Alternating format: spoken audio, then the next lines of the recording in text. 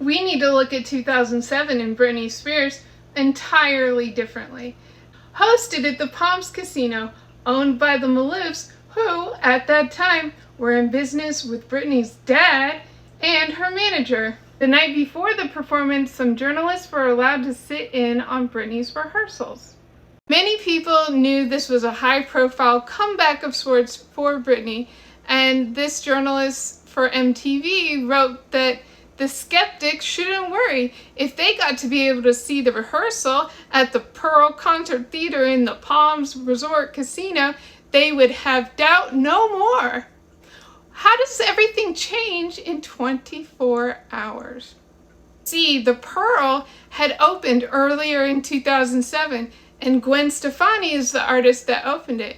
But everything points to Britney being pressured into the artist that should have started her Vegas residency back in 2000, well before it occurred in 2013.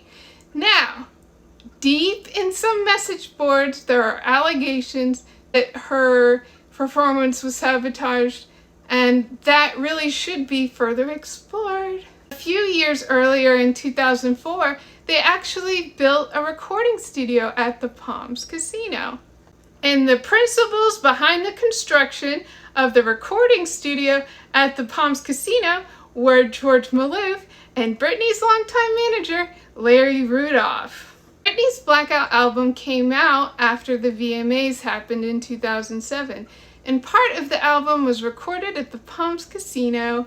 I've already walked you through in this previous video how the Blackout album was sabotaged by manipulation of how #1 selling albums were counted in Billboard, which was a real piece of work executed by Irving Azoff on behalf of the Eagles, his flagship band. They're the ones who ended up with the #1 album. We have Blackout sabotaged in the charts, but also through leaks.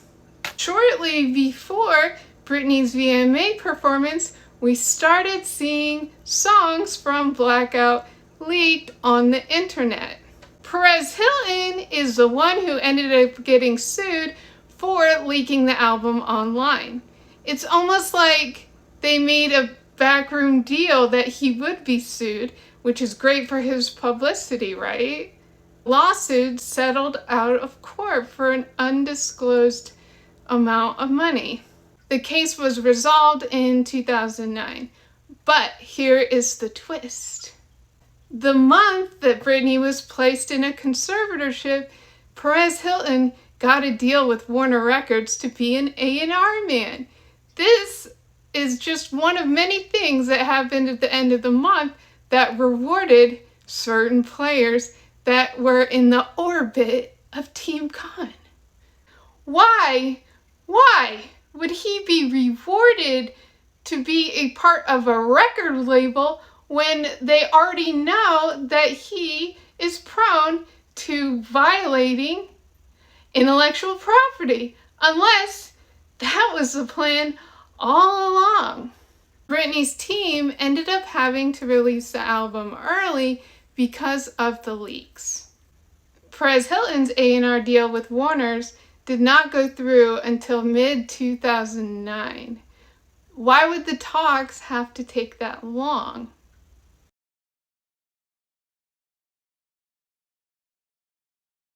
It wasn't too long before he got access to big celebs, and clearly acts like Katy Perry and Lady Gaga heavily collaborated with Perez.